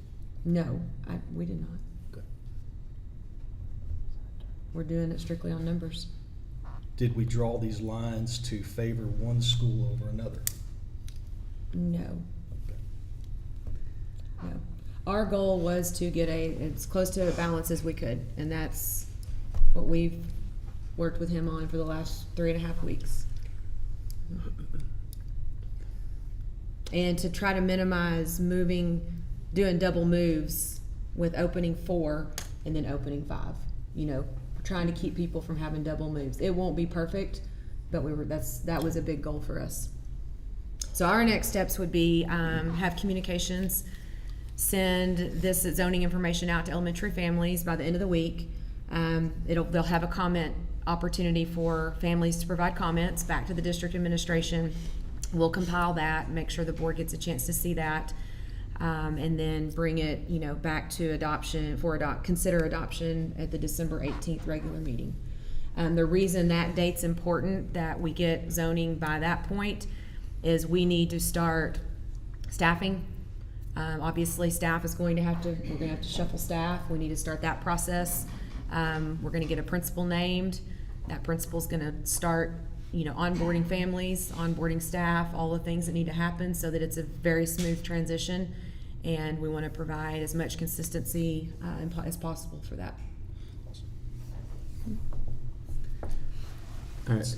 Do you have anything that you can share in your experience of being in a fast growth district, and what you've learned through going through that experience, and how that might apply to make this situation that we're going through, as best as possible for everyone? Yes, I would say number one, the decisions have to be made on the data that's available, because there's a lot of there's a lot of parts involved, there's a lot of emotions involved, but the bottom line is we have to make decisions based on data. That's what we know as facts. The second thing is I had the opportunity to open a brand new campus, and the timing of knowing the zones right now is critical, because the staffing piece and onboarding families is crucial, and that we would have all spring to be able to do that. We would all have all spring for that new principal, and as he or she begins to gather their staff, can start having family meetings, can start meeting kids, going on to the campuses where they're going to be receiving students and meeting them and having assemblies with them, and all the different things can be involved, so that when it's time to go into that next school year, they have a familiar face and they already know kind of some of the things that, you know, the traditions and things they're going to carry with them. So I would say that, I mean, that's from my experience, that's what's shown successful, and I was used to opening elementaries about every 2 to 3 years. Thank you. And from a curriculum standpoint, I will add, that's a goal from our curriculum instruction standpoint with our teachers, is alignment. We want our families to feel that no matter where their children are going to school, they are getting a solid education with equitable resources and equitable curriculum and instruction and alignment. And Dr. Jordan and her team have done an incredible job of starting that process. We have teachers that are very excited. When I've been doing lunch and learns, our teachers want alignment across our elementaries.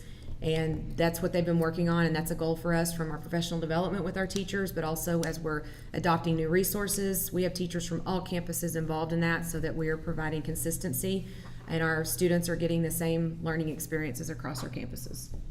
Or the life skill classes, do you anticipate, you may not, this decision probably hadn't been made, but do you anticipate the life skill classes to be back in, on each campus? I don't know if they'll be on each campus. We are going to do a full special education program review this spring, and I do anticipate spreading that out more than we have it spread out now. I mean, ideally, the more elementaries you get, the more homeschool. Right. those kids Yes. will be. If we can, it's physically responsible enough to have our students at their home campus, that's absolutely where we want them to be. And that's the thing that'll open functional space Space. at Hilltop. Okay. Yep. And so this is informational, Information. voted on In next December. month? And you'll get input from the. Yes, we'll send something out Community. later this week, and we'll provide an opportunity for comments and be sharing that with you. I want to thank you guys, because this is not an easy process or an easy decision to make. So I appreciate all the time and effort that all of you put into this to get to this point. It'll be Give us difficult something to again in work 2 with. years. That's right. Appreciate We'll it. be right here again. Can you imagine if we met on the first Monday of the month? Snapshot the 27th. Yeah, and going give right you a in. little bit of time. 4 or 5 days. Breathing room. So, Yeah. all right. Thank Anyone y'all. else? Thank y'all. Thanks, Hudson. Thank you, Liz.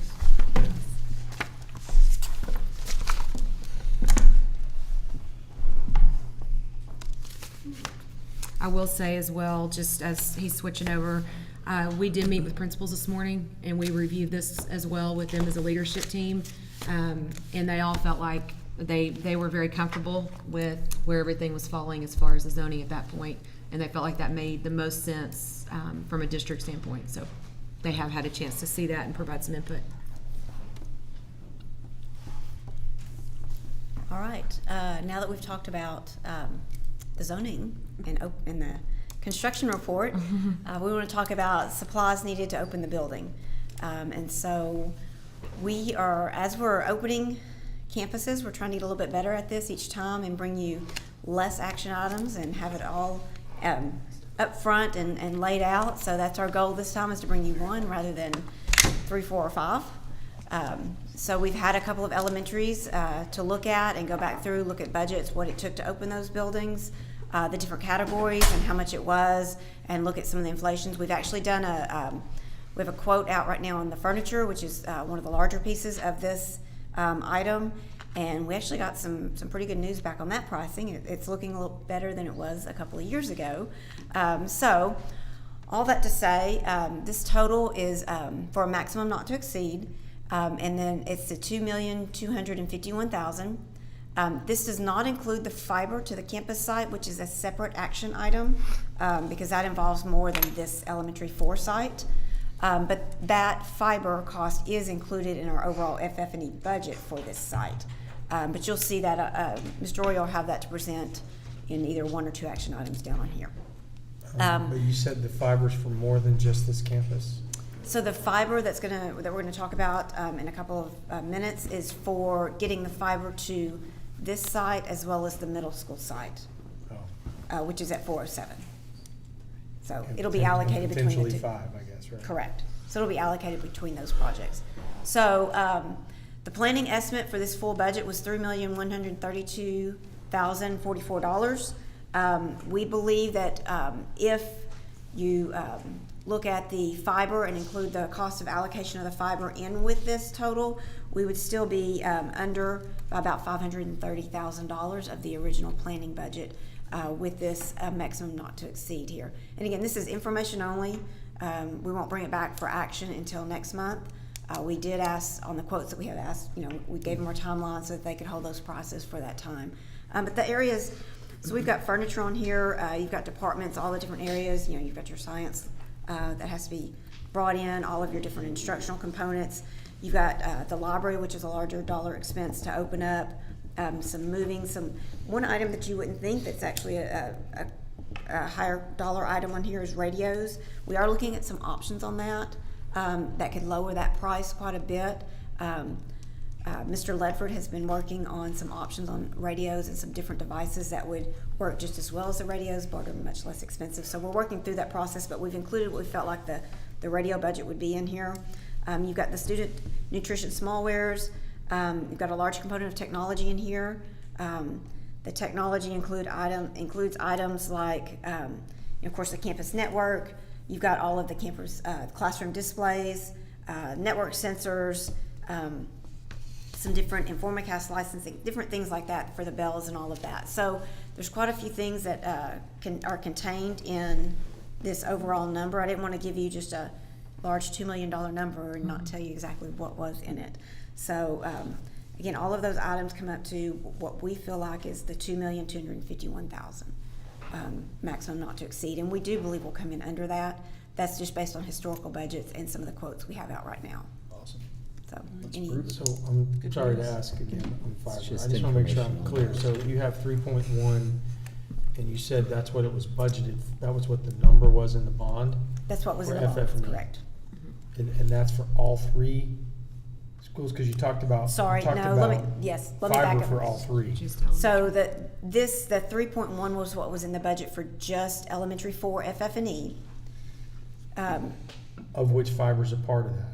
of which the fiber that we're going to talk about in a minute needs to be considered. When I'm giving you the difference on this what we would spend and what we wouldn't spend of this budget, I'm including the portion of the fiber that we're going to talk about in a minute. Only the portion that applies to Elementary 4, that's correct, because that cost will have to be spread out between the different campuses it's actually going to be used for. Okay. So the part on this that we're talking about, everything but the fiber, is the $2,251,000.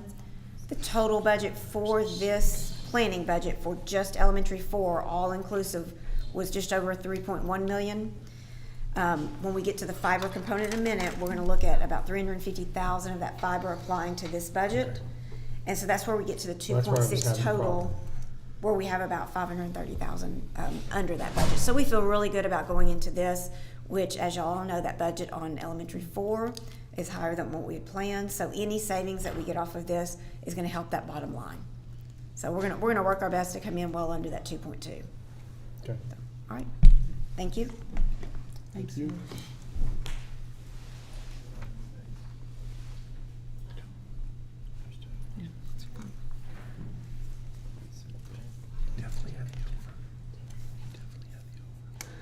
All right, so this is for the fiber optic connections to elementary 4 and for the middle school. The service center bid out this project, and it is bid under the E-rate guidelines. So this price here, I was kind of shocked to see, but this is a 58% discounted price already. So it's definitely expensive. But this will provide the connection for those 2 campuses. And one of the things that we discussed is that it will save us money doing this now, since this is already in a bond that we've passed. There's no reason to wait when we can get the construction much cheaper now than if we were going to do this, 2 years from now or whenever that may be. The reason we are getting a 58% discount, because our standard discount is 40% based on our economically disadvantaged percentage rate.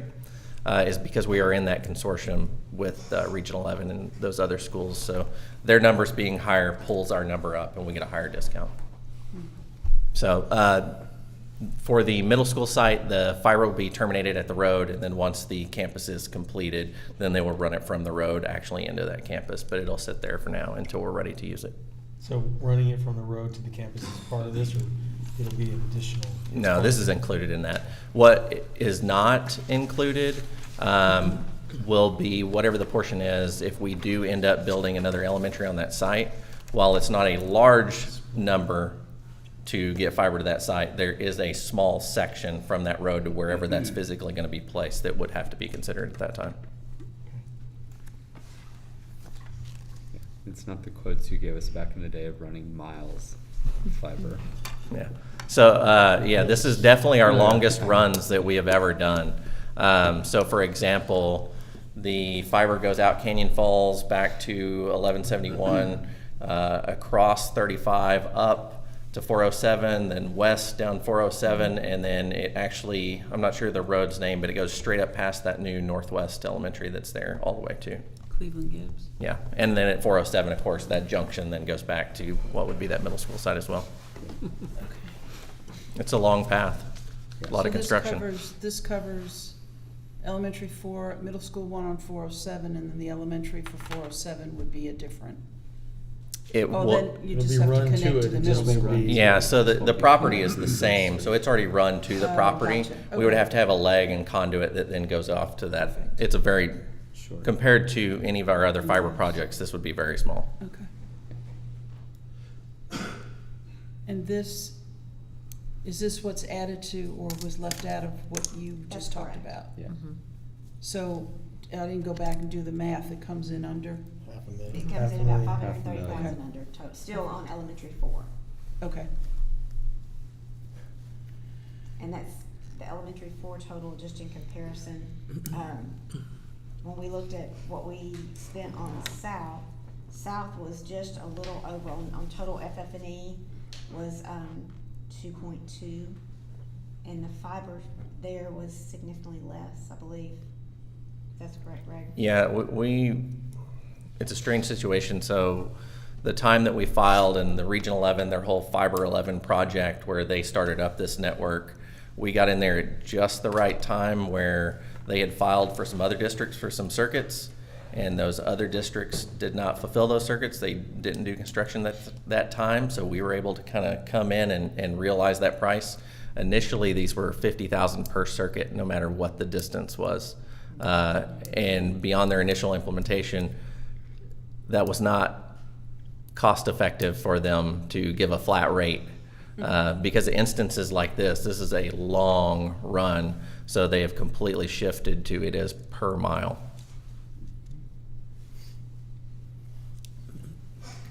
That means we got a really good deal on South fiber. Yeah, we got a really good deal. All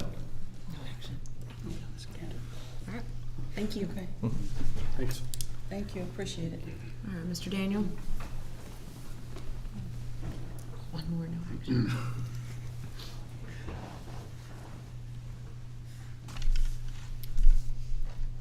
This is another information only item.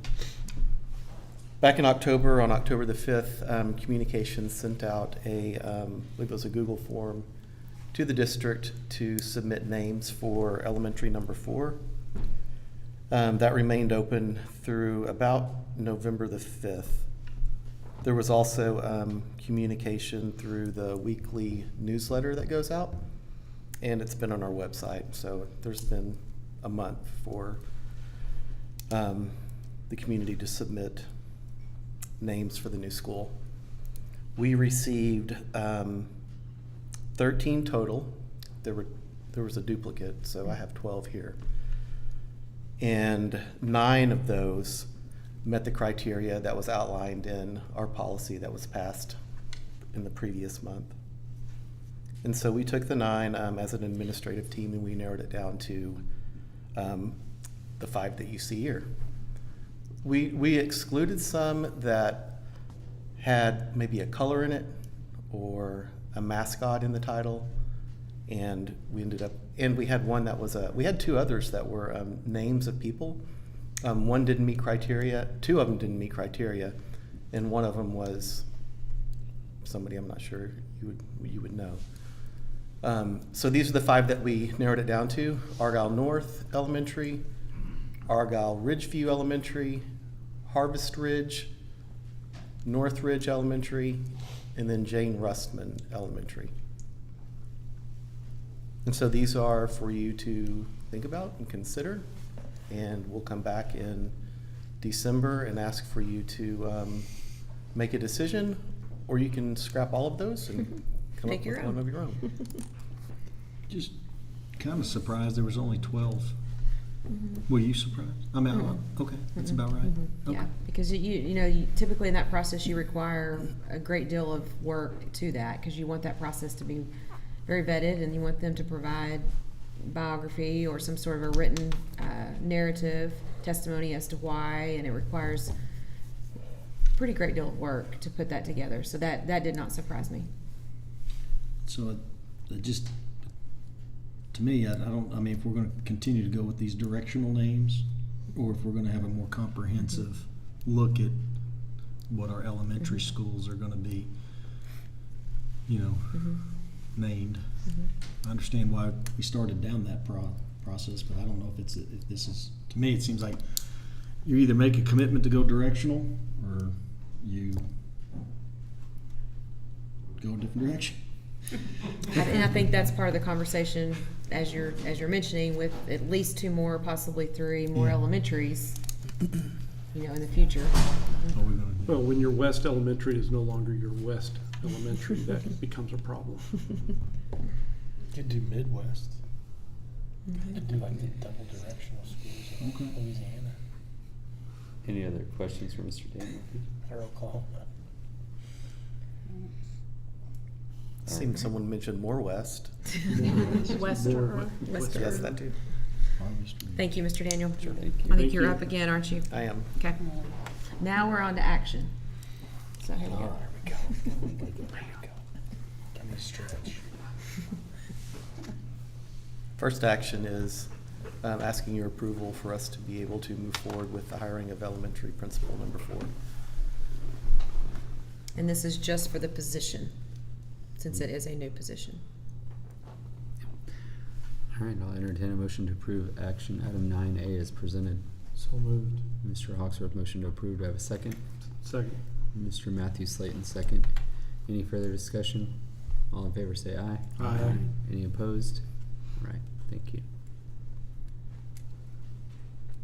The next action item, I spoke about at the last meeting about the chaplains, allowing chaplains to serve as counselors, that we were asking for an approval of not having chaplains serve as counselors, because we can serve our students with the counselors that we have.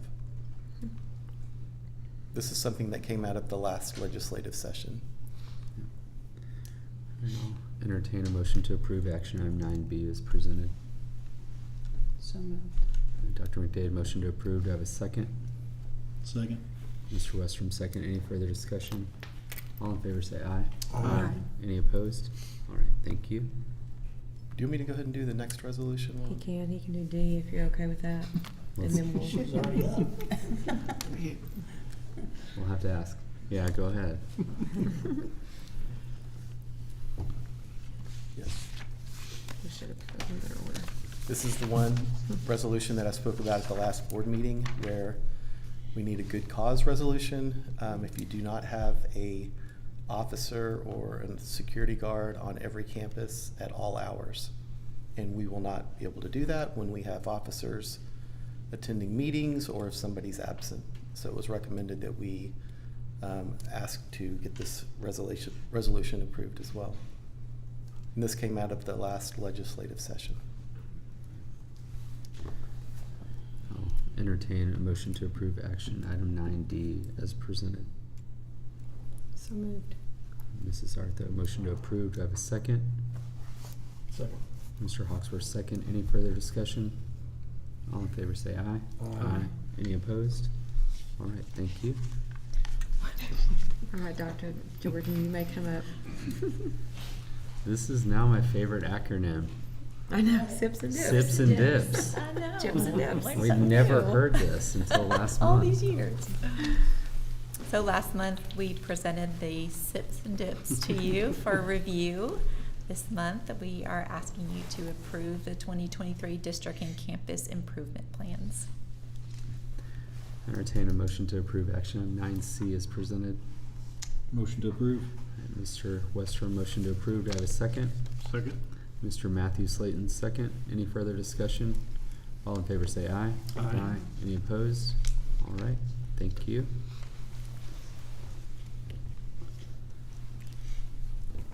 This is you, Mr. Westrom. I'm ready. We're waiting. So what do we, Mr. Westrom, did you have a motion you'd like to make? on what?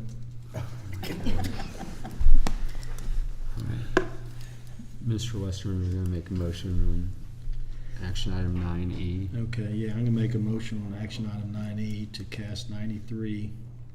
Well, let me be clear, we have 100, I guess, votes or to cast, and we make a motion to cast 93 of those for the Board of Directors for DCAD, for Jared, is it Usler? And 7 votes for Charles Stafford. Okay, Mr. Westrom's made a motion on action item 9E. So 93 of our 100 votes to Mr. Usler and 7 of those votes to Mr. Stafford. So, do I have a second? Second. Mr. Matthew Slayton, second. Any further discussion? All in favor say aye. Aye. Any opposed? All right, thank you. All right, and then action item 10A. Back into closed. After, yeah. On action item 10A, I will entertain a motion to move to authorize and empower the superintendent to begin searching and participating in initial negotiations on potential properties for purchase by Argyle ISD. So moved. Mr. Hawksworth, motion to approve. Do I have a second? Second. Dr. McDade with second. Any further discussion? All in favor say aye. Aye. Any opposed? Okay, the time is 8:58 p.m. and we are going to adjourn to executive session. When we come back to close, there's no further action being taken tonight. Thank you all for being here.